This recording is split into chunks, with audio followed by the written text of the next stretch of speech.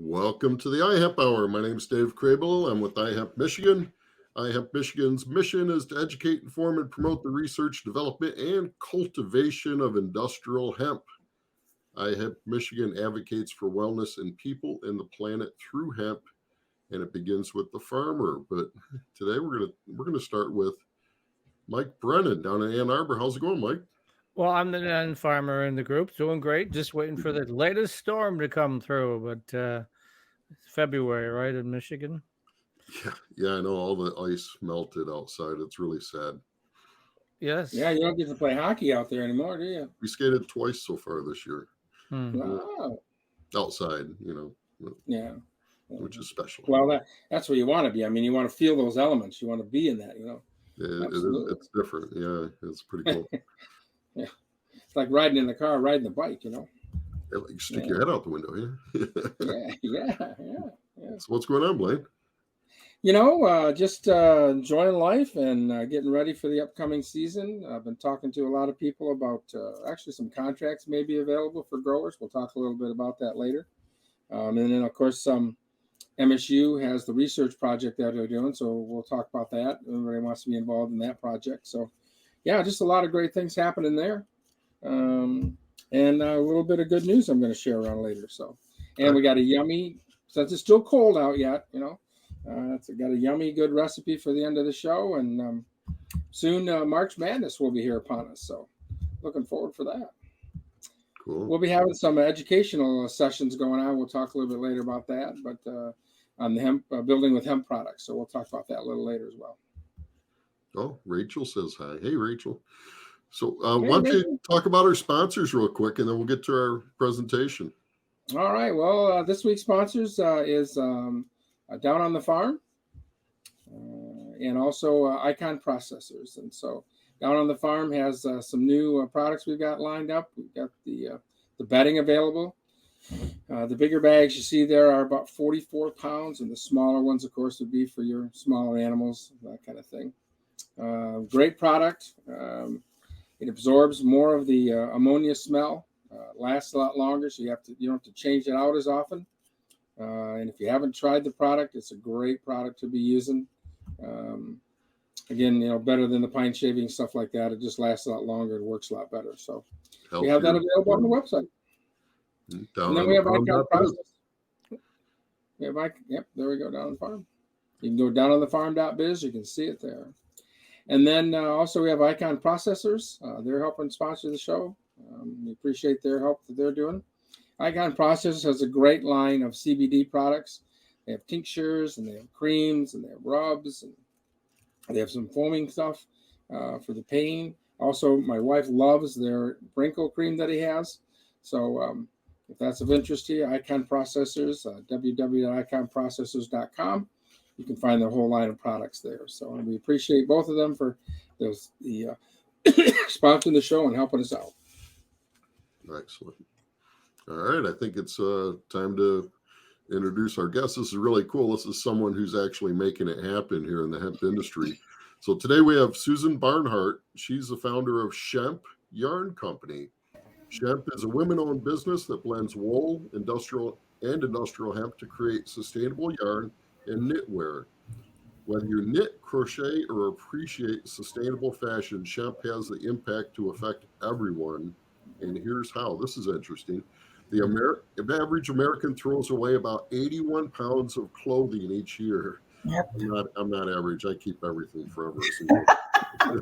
85% of I am not average. 85% of which ends up in landfills. These textiles then break down and release about 500,000 tons of microplastics in the ocean each year. That accounts for about 35% of all microplastics in our marine ecosystem. That's amazing. So here we have SHEMP with hemp. Helping save the world. Welcome, Susan. Great to see you. Thank you. How are you? Now, you were on our show a while ago. Long time ago. Yeah. Over a year, I know, been about 2 years that you've been working on this, and it's exciting to see you making progress. Well, I've been working on it since 2018 when the American Wool Council decided that they wanted to develop more uses for wool. Believe it or not, there's an abundance of wool in the United States. A lot of it gets exported. But at the time that I was working on that with them, they deserted the project because, in all honesty, there was no really big interest in industrial hemp on the fiber or really bast side, and there was an inability for people who did process or corticate hemp in those ways to understand how textiles work, and so they deserted it. And then in 2020, COVID was a great boon for me because I got to talk to a lot of people and did a lot of intense research. It took some courses. And in 2021, we incorporated the SHEMP Yarn Company as a C Corp. And we began to take this journey in earnest.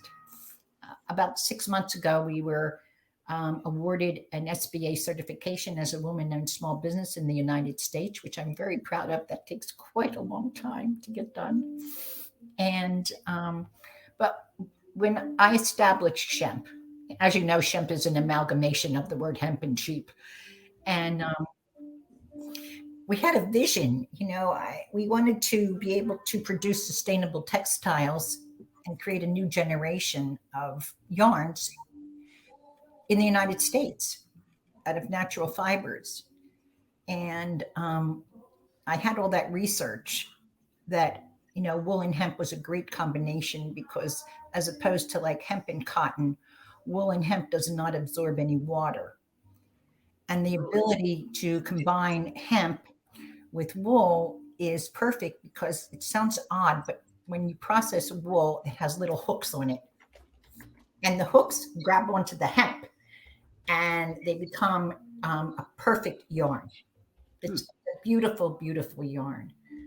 And so after a lot of research, I came to the conclusion that the United States hemp market was not prepared to create what was needed on the hemp side to create textiles, at least from wool and hemp. I cannot speak for the cotton and hemp side. So they never embraced the process, and that's kind of sad, and hopefully they will. So we get all of our hemp slaver from a place in France. Mm-hmm. And so in order for us to create this product, we use 60% of American wool sourced from farmers, and we utilize the remainder of it as hemp from the EU. And everything that we do is done in small family-owned businesses, one in Minnesota, one in Colorado. And, that's my music. I'll turn it off. I'm sorry. I'm listening to Diana Krall. I'll turn it off. I'm so sorry. Hold on a minute.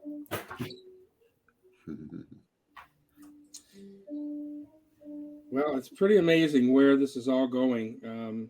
A lot of things happening this year with the fiber.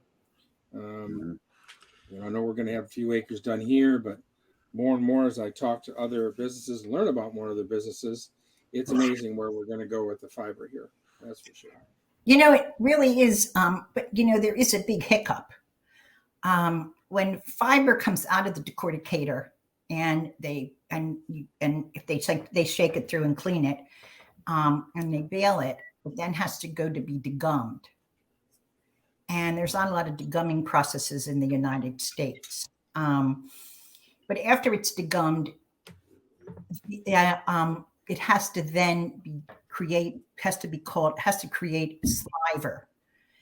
And unfortunately, spinners in the United States are not willing to clog up their carding machines with degummed hemp fiber.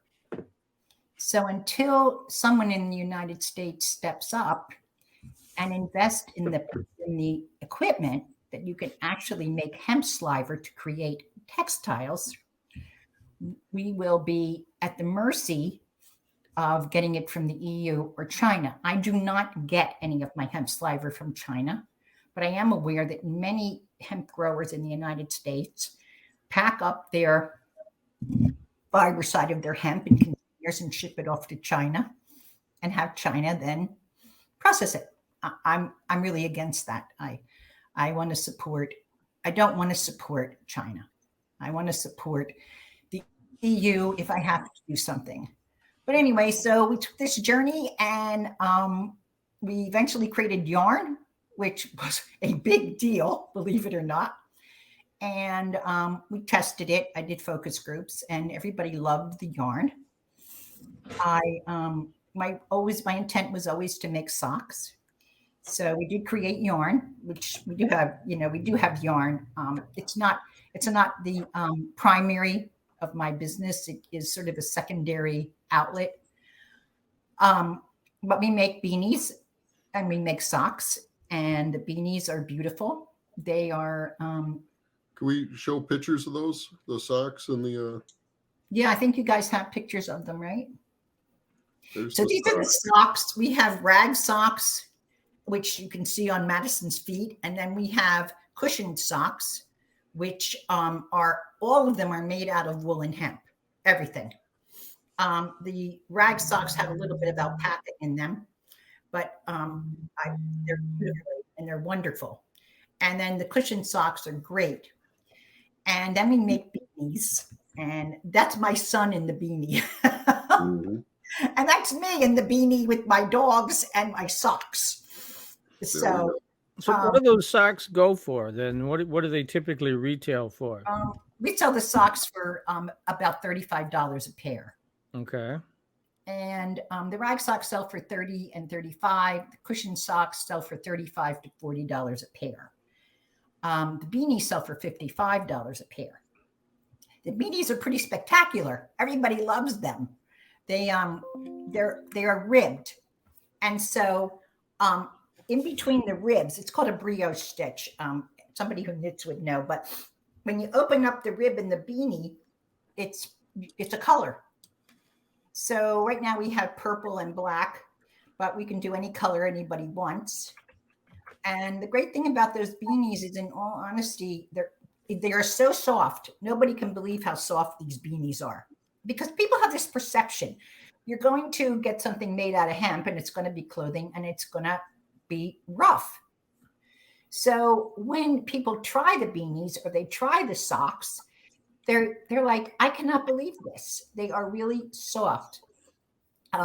They're moisture wicking. All of the products are breathable and moisture wicking. They do not absorb, as I said, any water. They're durable. They're completely biodegradable. I mean, they're going to go away. Because I made sure of that.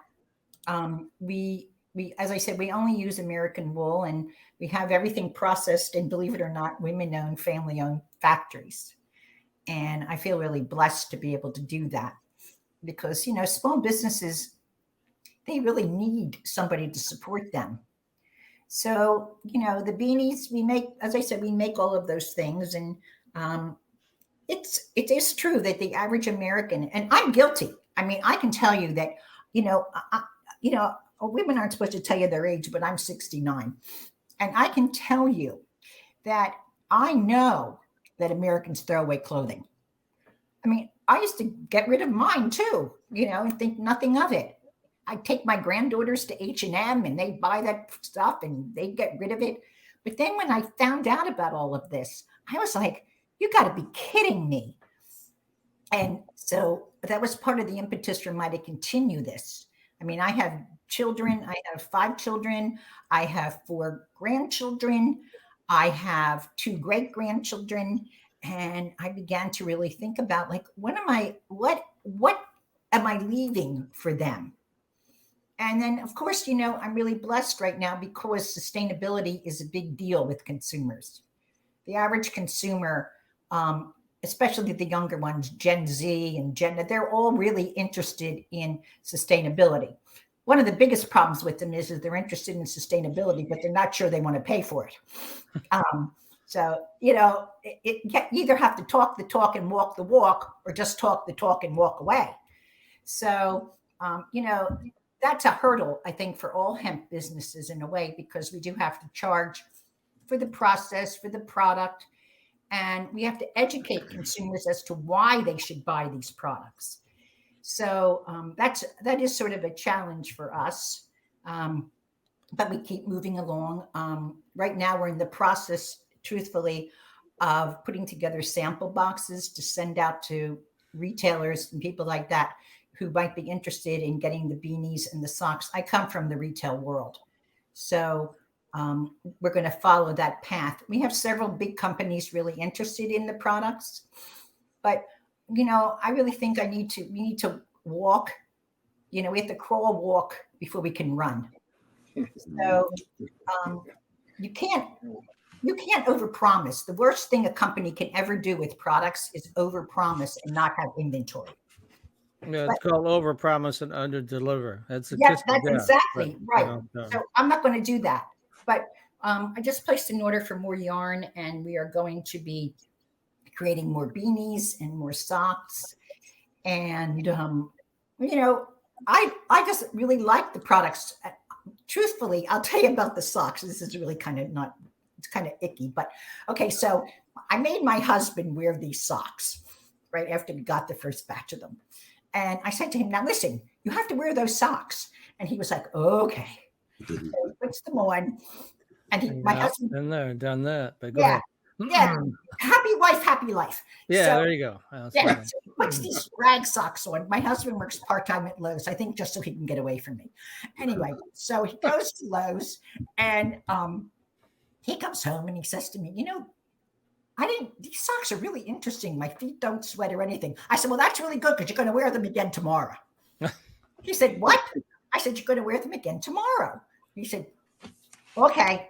So he did wear them the next day, and he came home and said to me, they don't stink. They're not wet. They felt good all day. And I'm not just saying this because there are socks, but he was like amazed. And then, of course, I have my one son wandering around in a beanie, and I make them all wear the products and give me reports. But like I said, I had to have real life, people interested. And I have to say that, and I am going to say this because I think this is really important. Melissa Nelson has been wonderful to me. Like, she has really promoted the SHEMP products, and I really appreciate that. But it is a hard journey. I mean, like, I think, you make Frisbees, right? You still make Frisbees? I have Frisbees. Right. You are Frisbees. No, but it's hard. Does he have Frisbees? It's hard. You know what I mean? Like, it's a new product. So It's really hard. And in some ways we're prohibited. And it's hard for me often because when people find out about this is what they say to me. Oh, you make beanies out of CBD? I'm like, no. And then I have to go through this whole explanation. And can you smoke the socks, by the way? Pardon? Dave gets that all the time. I had somebody ask me that one day. I smoked your socks. I'm like, no, I really don't think you would want to do that. But it's a really, so I feel like, it's a great product. We're in the right industries to support sustainability. I love that it's wool and hemp because they both are very natural fibers that take very little resources. They're very durable. They're eco-friendly. And we just keep, we keep plugging along. It's a very expensive journey. That was what I was going to ask you, not to interrupt, but durability. If you're going to spend $30 on a pair of socks, can you say honestly to folks they're going to last a lot longer than, say, cotton socks or wool socks? Oh, absolutely. They're going to last you a lifetime. A lifetime. Okay. Absolutely. You can wear them forever. I mean, and have you thought about working with Amazon? I mean, it seems like that would be the perfect product to sell on Amazon, and they do all the distribution and marketing for you and all that. I've thought about it, but I haven't done anything on it yet. But it's a you good idea. You have to give up a lot to do that. They get a pretty hefty commission. Yeah, and I'm not really ready to do that yet. I mean, like I said, I need to crawl volume before I can, and I have to walk. before let's talk about that, Susan. What kind of scale are you at now? You said you ordered more yarn. Are you this is more of a craft venture at this time where you're making?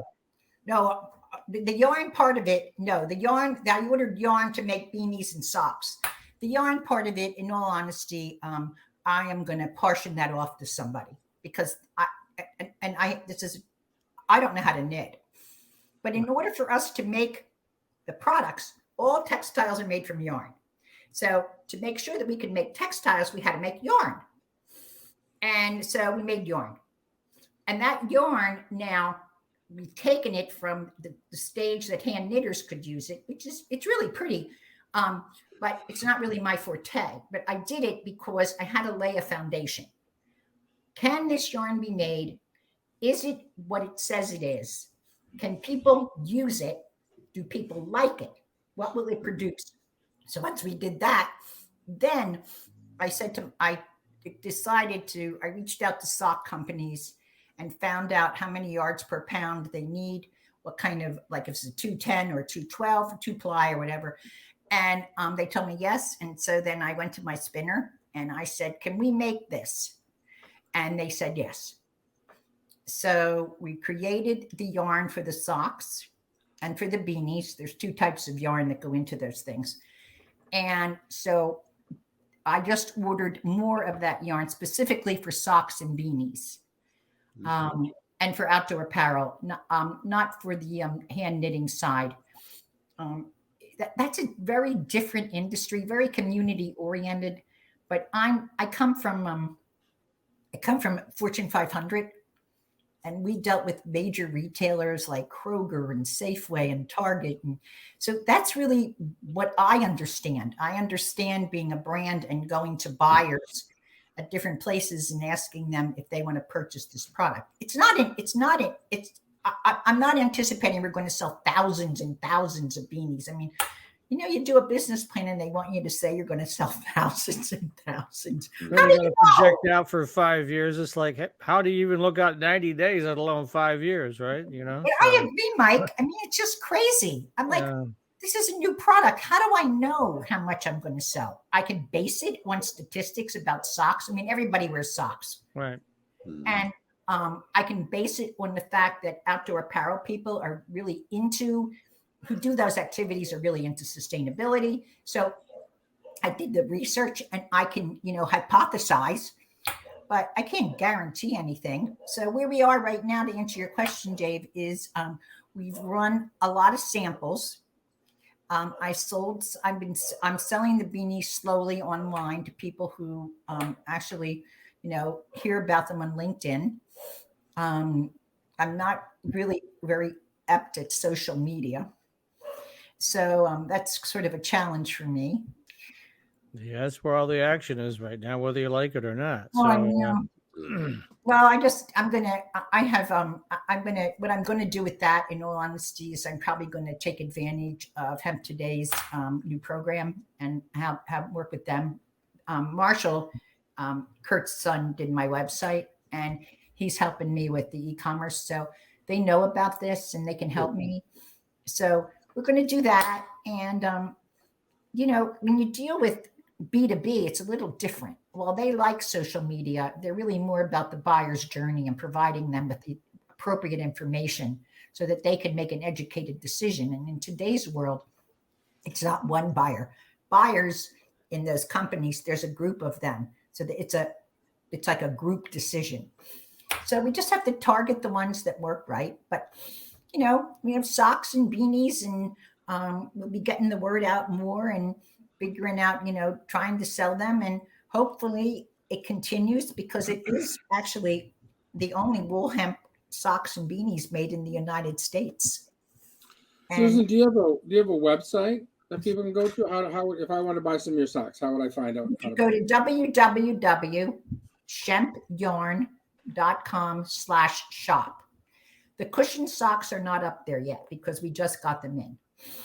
And, but other than that, they'll be up in the next week or so.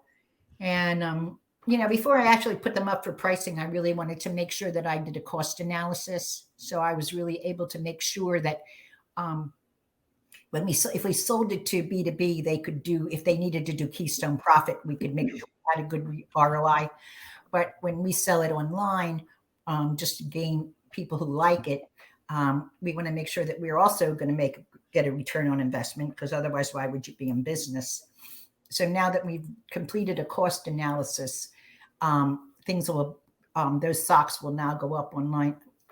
That's my background, So, I think what Dave was asking you, and I'll just speak for Dave at this point.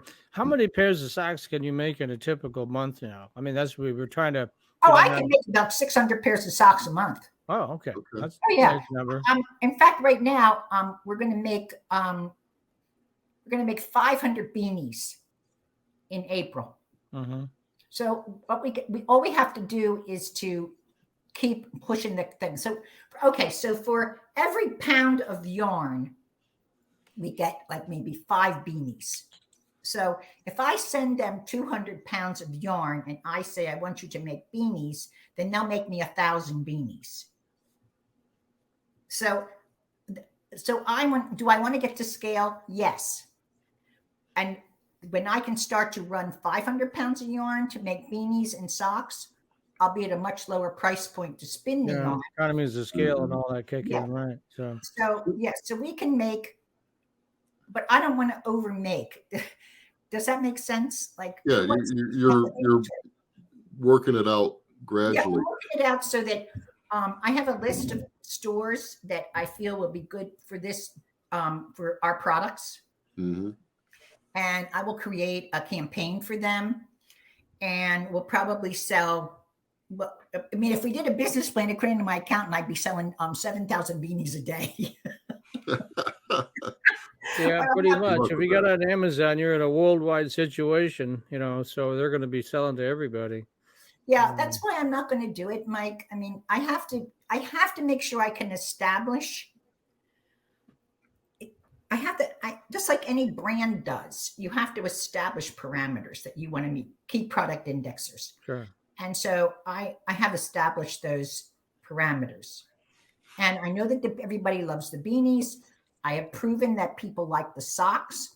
So that tells me that I can now go to the next step, and I can have more yarn made to make those products. And then when people buy them, I can fulfill their orders. Yeah, I can see this working really well in REI. Me too. That would be good. Yeah. Yeah. I have a question, Susan, about, and this is for our audience really, because this is where we need to be. Let's circle back to the fiber and US fiber. When I was doing my research early on the fiber processing, there's that whole degumming process that has to happen in order to be able to run through those machines to be spun. Right. Is that the big hurdle in getting, obviously we need more fiber processing to begin with here in the US, but that textile is a tougher, more capital intensive investment. Absolutely. So there are companies out there that are working on degumming. I'm not really sure how far they have gotten. I know that Renaissance Fiber is one of them because I stay in touch with them. But I don't see anybody really doing degumming in the volume that I would need to have the fiber. So the process is they degum it, and after they degum it, they have to card it. And that's called making sliver. It goes through this carding machine and it comes out like this long snaky thing. But no one in the United States is able to do that yet. Although the equipment is available from NSC up in Fort Mill, South Carolina. You can buy it. It's going to cost about $2 to $3 million at least. And you can buy the equipment and it's beautiful. I've been there several times. But that is the problem. They put it through the decortication system. They get the bast in the herd. And a lot of people just think, oh, I'm just going to send this off and I'm going to make textiles. You're not. Then you have to degum it. It goes through that whole process. And then after it's degummed, as I said, it has to be carded. And that process has to take place separate from spinners, because spinners are not open to carding hemp. I shouldn't say they're not open, but they're going to charge you an arm and a leg. Okay. So they have to be carded. And this is what happens. This is how it works. I'm just going to show you. Okay, so you have these two long things, right? So when you take the hemp sliver and you take the wool sliver, they go through a machine and they go together. And the sliver has to be clean on both sides, and then it comes out and you have yarn. You know, it always, I'm the outside observer on hemp, but it seems like it always comes back to infrastructure. Yeah. Everybody, the thing that's slowing everything down, or actually putting a halt to a lot of these ideas, is there's not the infrastructure out there. And it's hard for private industry to invest $2 million or $3 million. I mean, could you invest $2 or $3 million? No. So, I mean, it's kind of like in my world with technology and whatnot, what is the government provides the basic research and basic funding to get industries up and running. And so it seems like what needs to be done here is, I don't know if it's on a federal level or by individual states, because I know we've had discussions where different states are doing something to help the hemp industry. Pennsylvania, for instance, I believe $20 million they put into the hemp industry. In Michigan, is nada. I mean, it's like it doesn't even register on the radar. So it's a wonderful thing. Everybody loves it, but nobody wants to put money into it to get it started. So we have the chicken and the egg situation. How do we solve that? You know, you do. I mean, I have to honestly tell you that I just looked at the $35 million that they gave out for climate to hemp people. I mean, like for crop rotation and all kinds of things. I'm going to be honest with you. Crop rotation studies have been done in Italy for years and years and years and years and years. What has to happen if you really want to create an infrastructure is either the government steps up and says, okay, because this is how it is. You're a farmer, right? So you make all this hemp, okay? What are you going to do with it? Okay, it's great that you grow it. It's great that you do these things. And it's you still got to have, it's like any other farmer, you got to have a customer at the end of when you do it. You know, we're in Michigan, and we've talked many times about how the auto industry is starting to get heavy into hemp, particularly Ford. Yes. So, I mean, but because I know one of Ford's major suppliers was looking for 6,000 acres of hemp because Ford wanted to use it to put into fabrics inside the vehicle or components outside the vehicle. Yes. I haven't checked back on that, where that stands right now. But I know they approached me about it, so I know. Yeah. So it's again, when we get back to, it's really, I can feel everybody's, Blaine's and yours and Dave's frustration, because everybody agrees this is a great idea, but nobody wants to put any money into it. You know, so it's like, okay, then what? You know, and the USDA, like you say, they should be the ones that would be stepping up. I mean, they really should be. I mean, let's face it. They gave out $35 million, right, to universities, which I think is very, very nice. I'm so glad they did. But they could have taken they could take some of that money that they have left and actually say, oh, let's figure out what these farmers who we are encouraging to grow hemp, what are they going to do with it? I mean, like, I wrote a paper for AURI. They're out in Minnesota, about how to go to market, and I explained that there is no way that the hemp industry can go to market in all the areas that it could without the infrastructure to support the various processes to attain the product. So you can make hurd, okay? That comes out of the machine. Hopefully it's very clean. You can then package it if you get a packaging machine, and you can make animal bedding. And then you can also pelletize it, make it into, I guess, like cat litter and plastics. That's that side. But if they want to revitalize the textile industry, which is really important in the United States, we were a big textile place for years and years and years. Oh, yeah. And hemp, they think that hemp is going to be that thing. Well, then maybe, Elon Musk should step up and say, "Oh, I have billions of dollars. I'm going to give you $11 million, and you're going to start to make hemp textiles." Or Jeff Bezos, or any of those other gazillion billionaires. You know, they got all these billions. Farms. Right. Yeah. I mean, it's like I said, you can talk the talk, but you got to walk the walk. Right. And if you don't want to, then stop talking. I am forced to get my hemp fiber from Europe. Okay. That's crazy. And then people shipping it to China to have a process only to pay for shipping to come back.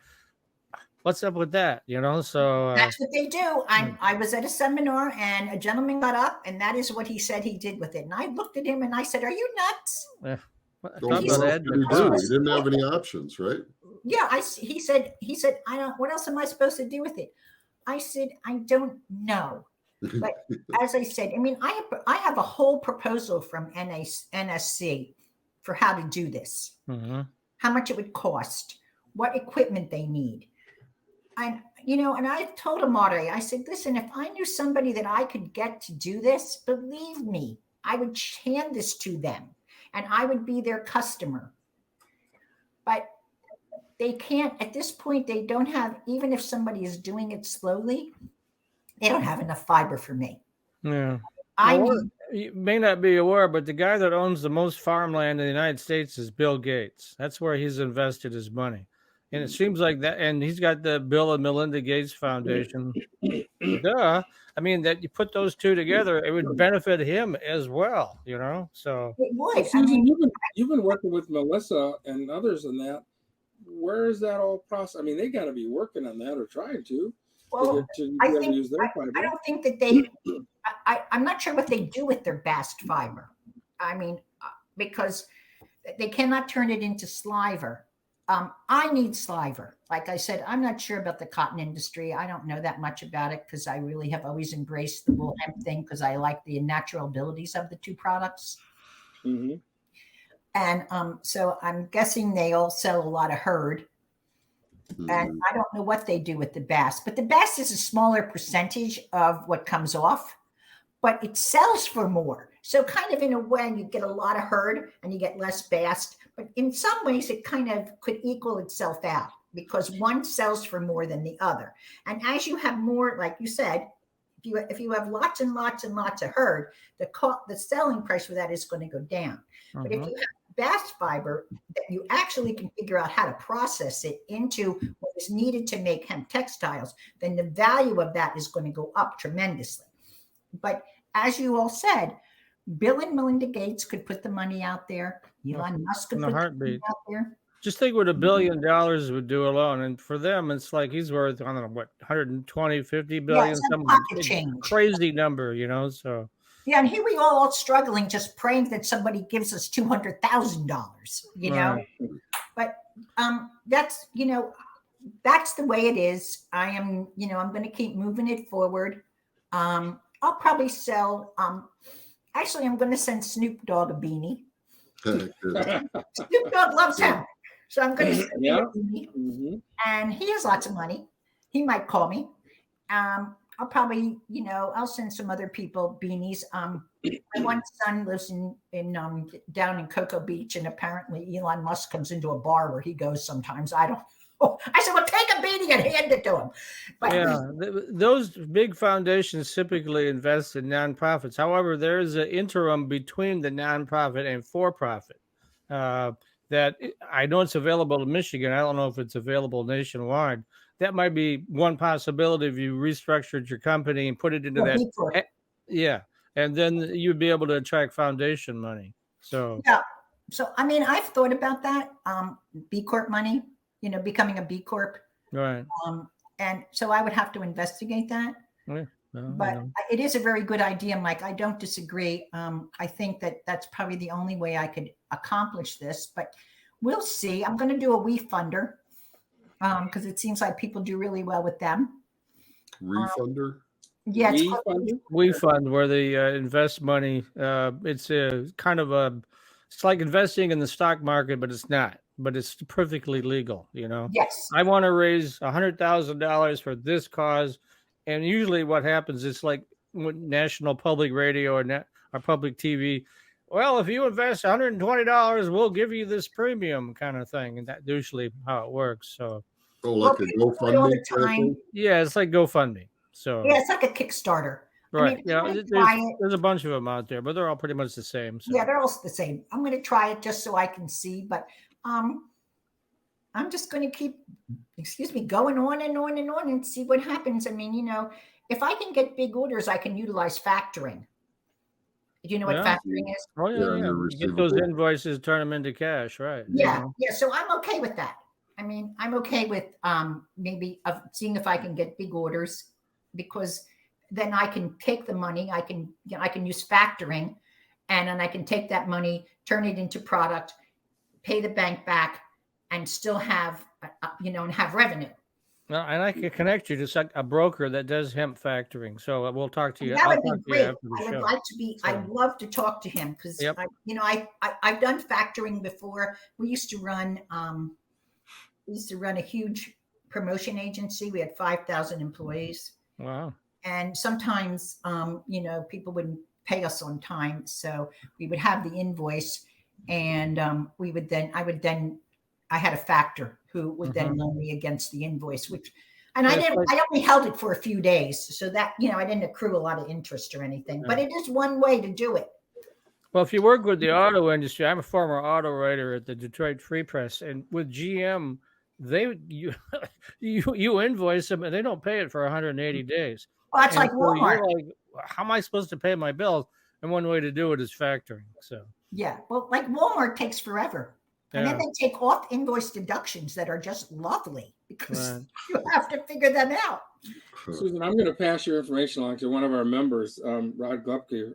He has a CBD store in Fremont. He just started carrying a line of hemp clothing, and I noticed he doesn't have any socks and that kind of stuff. So I'm going to send him your information, and maybe he'll be able to carry some of your stuff there. Yeah. Good old Rod. I knew him in another life too. So well, ours is all made in the USA. Well, that's what we want. It's not made there, but everything we do is made in the USA. We are a USA woman-owned company, and those things to me are very important. And hey guys, I don't know. There's so much that we can do with hemp, and I hate to say this is a terrible thing to say. I think I just feel like CBD kind of skewed what we can really do with industrial hemp. We work so hard, and my partner in another business says, Dave, you need to be more positive. You're negative. You're a realist. I do spend a lot of time talking people out of this business because it's so damn hard. But we work so hard to explain that, hey, we can build a house out of this stuff. Yes, we can do hats. We can feed animals, we can feed people, but there's a lot of good, and it's not intoxicating. And then, oh, hey, we can make this intoxicant with the industrial hemp, by the way, called Delta 8, and they're promoting these products that are intoxicants, and we've spent all this time and energy saying it's not an intoxicant, and well, that's one thing confusing. It's super confusing for people. I have to say this. The one thing that's truly lacking is education in this industry. I mean, I worked on Smokey the Bear, so I can tell you that education is the number one thing that has to happen. Mm-hmm. Well, even on my side of the 0.3, same thing. Just people don't get it. They don't understand it. All that 80 years of the war on drugs and all that jazz, and they just don't get it. So, well, we have to educate them. I mean, let's face it. I've been involved in many public service campaigns, and I can tell you that if you allocate your money correctly, like I keep forgetting what it was called, but I used to work with avocados from Mexico when the cartel was around. But anyway, for every pound of avocados they sell, the USDA takes a percentage of that, and they have to use those dollars or those cents for promotional activities. I know the pork board did it, and the chicken board did it. Chicken growers, everybody, and I think that the hemp industry tried to do something like that. but they couldn't get it to happen. Well, we're in a situation where you can't get banked. Even if you have hemp in your business name, even making hats, they're going to want to know how much THC's in that hat. At least they wanted to know with my frisbee, a plastic frisbee. Did they?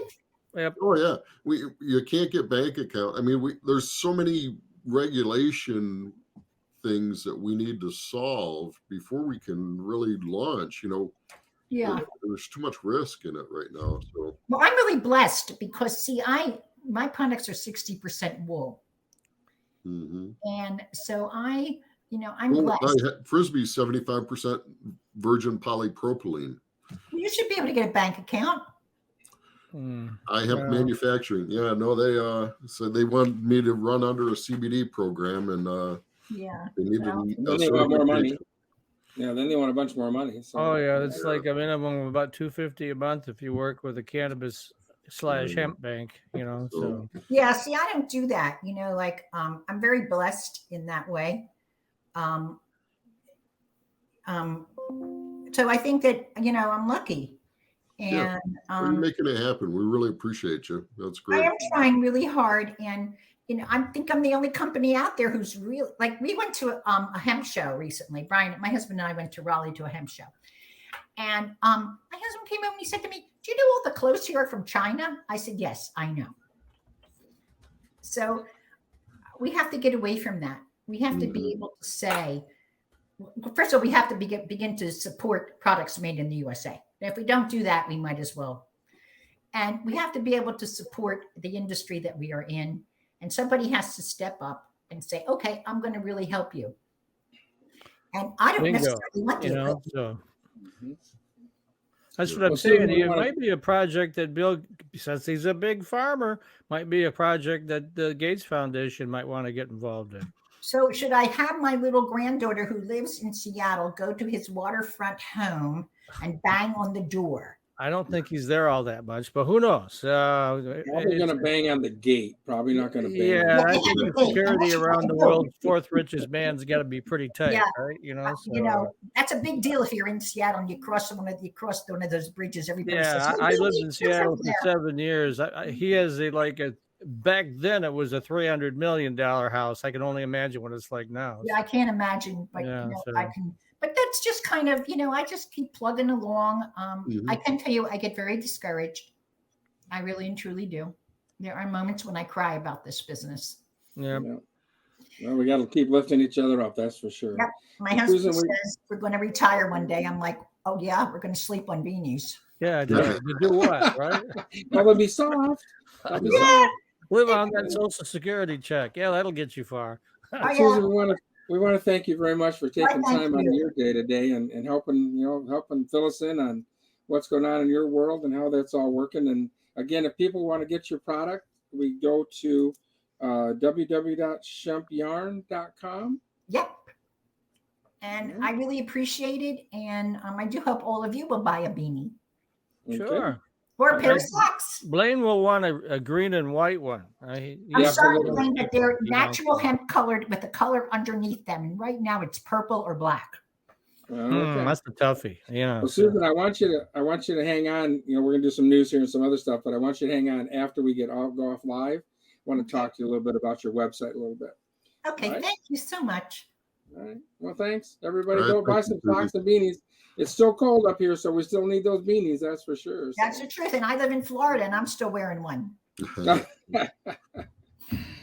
Well, down there, you can always tell the Northerners because it's like, 60 degrees. You guys are wearing coats. We're wearing T-shirts and underwear, Listen, it's 60 degrees, and I'm wandering around in a T-shirt. You should see my neighbors looking at me. They're like, are you nuts? I'm like, God almighty, it is hot. Yeah. That's because Mike, you got some news you want to share with us? Well, I'll take one right out of the gate that you're going to find interesting. This release this morning, Twitter to allow ads for cannabis THC products in the United States. Not just THC products, but also CBD products, accessories, services, etc. will be now allowed to go on the Twitter platform. The full details are at 420post.com. You can read all about it and find out what you need to do. But now you can put your CBD products, I assume your products too, Susan, on Twitter, and they won't get jerked off the platform. The other thing that came out yesterday was the January sales for cannabis in the state of Michigan, and down a little bit from December because the holidays, a lot of people were buying. But even with that, in January of this year, we sold $207.3 million worth of adult legal cannabis and medical cannabis. And that was up 37% from a year ago. So as we all know, the prices are crashing in the state because of oversupply. So consumers love it. But at the same time, the sales continue to rise. More and more people are buying it. And I don't have a breakout for CBD products, but I guess they would fall under the medical marijuana area. But good news there. We continue to grow. I mean, and the 2022 total, I just finally saw it, was, I believe, $2.3 billion for all of 2022. So we're still the second ranked sales state in the country, behind California, which has 4 times the population. So lots of folks are smoking it or eating it or whatever here, you know. So go Michigan. So and then for those folks that want to grow it either indoors or outdoors, we just had Jerry DeBabney on the show from Homegrown Pros, and he sells a line of equipment that has everything. I mean, it has the filters so your whole house doesn't smell like the skunk, you know. He's got the lighting, he's got the nutrients, he's got it all. Sells them in kits. And then for the outdoor growers, because in Michigan, as you know, we can grow up to 12 plants outdoors. He's got stuff for that too. So if you want to, and he's got a special on right now for our audience, because we had him on my streaming video show yesterday, 420 Post. And so if you check that out at 420post.com, then you'll find out the details if you want to grow it either indoor or outdoor, whatever you want to do. Home Grow Pros can fix you up. So there you go. Awesome. All right. Well, thanks, Mike. So a little bit of news. So iHemp Michigan is going to be helping sponsor the classes we're going to do this spring here are going to be on building with industrial hemp building material. Our very first one is going to be located here in Grand Haven. It's going to be March the 18th at the Grand River Sailing Club. It's going to start about 9 o'clock. We're going to have a little networking from 8 to 9. And we're going to have a great lineup of informed speakers and people that work with the products. And so we're looking forward to doing that. We'll have more information out. We'll probably send an email out with how you can sign up and register for it. We'll have a little lunch involved. It's going to run from about, 9 to 3. And that's going to be on Saturday, March the 18th. That'll be our first one. The next one we're going to hold is going to be on Saturday, March the 25th. And we're planning that hopefully somewhere near the Ann Arbor area, Mike, so you can come join us that day. So that's what's going on there. I just saw a little blurb from Kim Crows with Fiber Fort, and so she's going to send me a little more information. But she's going to have a workshop. She's talking about how to do something with bathrooms. I'm assuming insulate them or whatever. But so she's going to send me some more information. That's going to happen this spring. So she'll have a class going on. If people can attend there to get a little hands-on experience. We'll also have some this summer. We will definitely have some field days, actually going to some projects that are being built and using the material as well. So you can stay tuned kind of for that information. NOCO is coming up in March. We're going to hope to have Morris on the show here real shortly and talk about that. Probably one of the largest expos on and with hemp. And that'll be in Colorado at the Broadmoor Hotel. And that's in March. The latter part of March is when that is. So what else we got in the good news? U.S. Hemp Authority announces a new partnership, and they're going to have a webinar. So U.S. Hemp Authority is the orange seal that people may see on some of the products and allows consumers to know that the company that manufactured or selling that product, the CBD products, have gone through some rigorous steps to make sure that they're putting out a good, safe product. So U.S. Hemp Authority is now partnered with Perry Johnson. Actually, Perry Johnson is out of Michigan here. They're located in the Troy area. I've used them numerous times for audits that I've had to do with food safety stuff. They're a great company to work with. And they're going to have a webinar on March the 1st if you want to learn a little bit about that. And Brett McMillan is going to be on the webinar talking about what they do, how to get that. If anybody has any questions, they can contact me through Down on the Farm, and I can help them with that. I am busy actually right now writing a few plans for people to get through their audits that they have to do to make sure they're putting out a safe product, kind of a food safety kind of thing. I've got one little news snippet here, Blaine. All right, absolutely. So on our homepage, we have an article about the EPA is seeking input. So they have a couple of dates set up, March 2nd and March 22nd and April 19th, where they're talking about ways to reduce greenhouse gas emissions in buildings, which, that dovetails right into, building with hemp, and this is a project I've been working on, is a little craft project to demonstrate and do some education. As Susan pointed out, we need this education, how you can use hempcrete. So that's a pretty good looking brick, Dave. Well, it's ultimately in this is 1.0. It's going to be a little birdhouse. With my plan, because you can actually build a house. This isn't the final version. This is 1.0. Look for 2.0 soon. You're doing your research projects. Okay, good. Yeah. Well, cool. Well, we'll look forward to having those, and that's for sure. U.S. Hemp Roundtable put out some information here. The red alerts in 2 states concerning trends in others. Virginia's has some bills where if you're in Virginia, you need to pay attention to this. They will criminalize hemp extract products that contains more than 2 milligrams of THC per package. There's some stuff going on in Washington. There's also some stuff going on in Tennessee. So if you're a grower or a processor of CBD products in those states, you might want to do a little research. You can go to the U.S. Hemp Roundtable website, and they'll have them listed on there. Again, it says red alert in 2 states concerning trends and others would be probably the topic we find those. So they're still doing a great job getting the word out and being able to get CBD on a regulated path so that we can get it out into the markets and other players can feel comfortable knowing that it's going to be something they can invest in. That's another problem we have as well.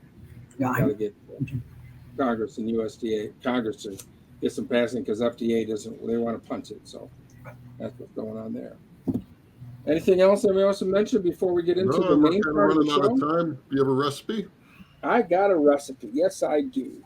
It is a cold day still up here in Michigan. We still got, but really, folks, we've only got about 40-some days left before baseball starts. So, things got to start improving. I don't know if you've been an opening day in Detroit, but it can be a really cold experience. So. It can be cold, that's for sure. Oh, boy. So this is a cauliflower hemp soup. The taste of cloves with cauliflower is so yummy. This serves about 6 to 8 bowls of it, and it's ready in about an hour. And here we go. Thank you, Jim. So the ingredients are 1 tablespoon of hemp seed oil, 2 cloves of fresh garlic, 1 onion diced, a head of cauliflower diced, a carton of vegetable broth, 1 teaspoon of salt, a half cup of hemp hearts, grated Parmesan optional, 2 tablespoons of parsley chopped is also optional, but I think you need that for the color to make it look nice. If you don't know where to find the oil or the hemp hearts, go to downonthefarm.biz and we can supply you with that for sure. And it gives you the recipes there, how to do it. It's pretty simple to do. And I think it'd be a yummy, yummy treat on these cold days yet, because we've got a few more left. There's a yin and yang in life, and so winter's still here for a while. So we got to get through March for sure. So that's what I have for today, guys. Okay, very good. Well, thanks again, Susan. Appreciate you. Thank you very much for having me on. Okay, and stay on, Susan, when we close the show today. Stay on for a little bit. I will. Thank you. Right. Look forward to the next shows we're going to have. Like I said, we're going to try to get Morris Beagle. We'll talk a little bit about NOCO and get his aspect. He has quite a high view of what's going on in the hemp world. So we'll look forward to having him on the show. So, all right. All right. Peace and love. Okay, everybody. All right. Keep warm. Keep hemming.